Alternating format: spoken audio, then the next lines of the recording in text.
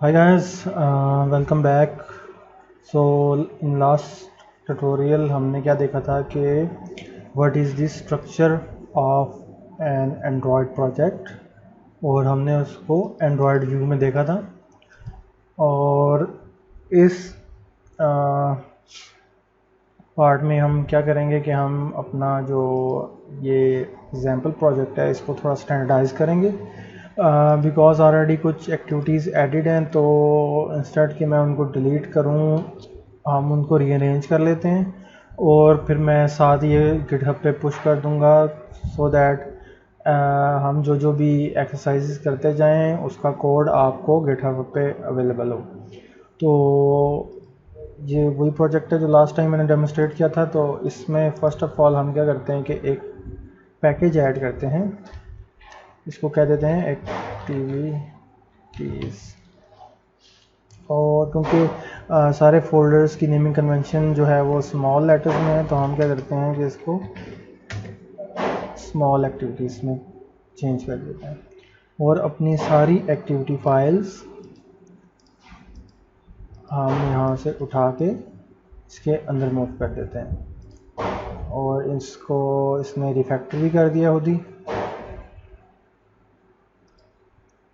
ठीक है। ये एक्टिविटीज़ सारी हमारी एक फोल्डर में चली गई।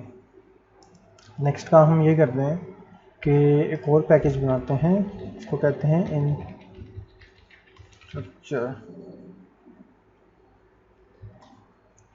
ओके, और इसमें हम एक और फोल्डर बनाते हैं models, right.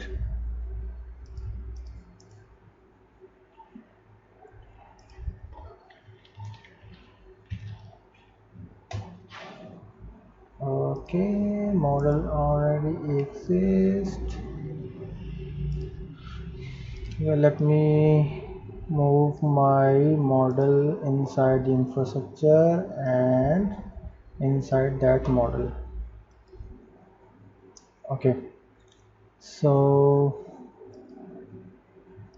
infrastructure.models is available here, and now it comes the adapters. So let me create another package जिसमें हम सारे adapters डाल देंगे। adapters, ओके, और हम ये यूज़र adapter उठा के इसमें डाल देते हैं। ठीक है, अब सोल्यूशन काफ़ी क्लीन लग रहा है कि एक्टिविटीज़ अलग पड़ी हुई हैं, adapters अलग पड़े हुए हैं, उनके मॉडल्स अलग पड़े हुए हैं। ये इंफ्रास्ट्रक्चर क्यों बनाया मैंने ये आगे एक्सप्लेन करूँगा जब हम प्रैक्टिकल एग्जांपल्स के ऊपर आएंगे। लेकिन फ़िलहाल हमने इनको इनके स्पेसिफिक फोल्डर्स में मूव कर दिया है। Let me close all these open files.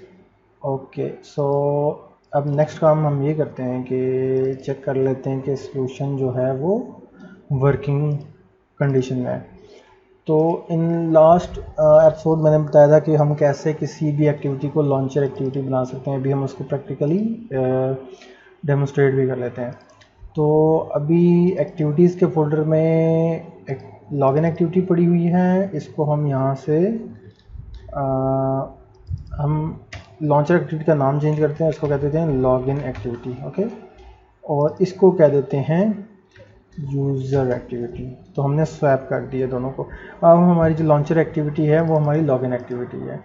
तो इसको हम सिंपली चला के चेक कर लेते हैं। मेरे पास एमुलेटर ओपन नहीं है तो मैंने पिक्सेल 2 बनाया हुआ है, मैं इसको लॉन्च कर देता हूँ और ये थोड़ी देर में हमारा एमुलेटर जो है वो लॉन्च हो जाएगा। ठीक हो गया। और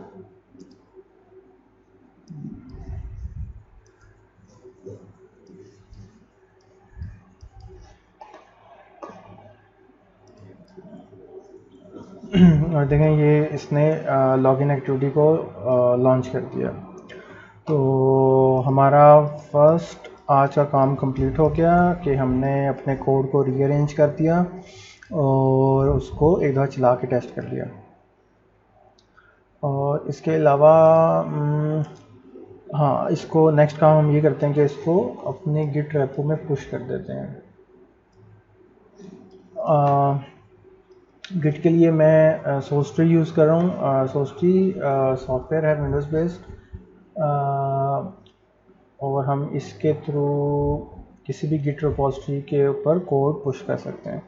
तो जो हमने चेंजेस किए हैं वो हमारे पास इस पैनल में यहाँ पे अनस्टेज फाइल के तौर पे शो हो रही हैं।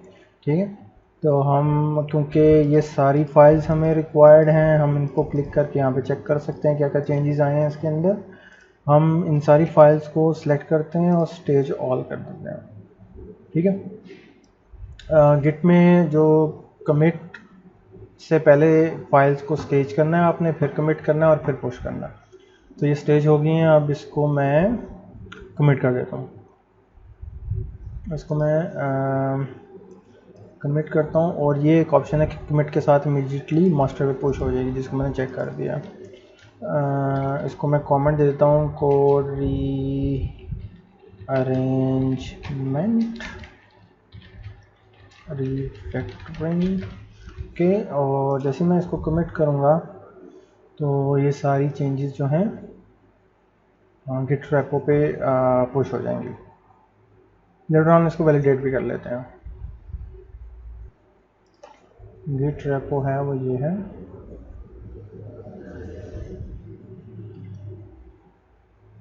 ओके देखें ये कमेंट आ गया मेरा, code rearrangement and refactoring 27 seconds ago. तो अब अगर हम इसको ऐप में जाके देखेंगे, सोर्स में, मेन में, और यहाँ पे तो आप देखेंगे 3 अलग अलग फोल्डर्स बन गए, एक्टिविटीज़, अडॉप्टर्स एंड मॉडल्स। तो आज के लिए इतना ही था। काम करने का तरीका ये होगा कि हम हर प्रैक्टिस के लिए अलग से एक फ़ोल्डर बनाया करेंगे, और हर एक्टिविटी के लिए, हर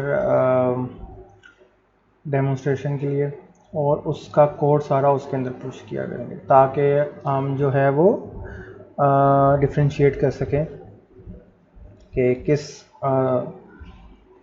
लेक्चर में या किस एक्टिविटी में हमने कौन सा कोड लिखा था।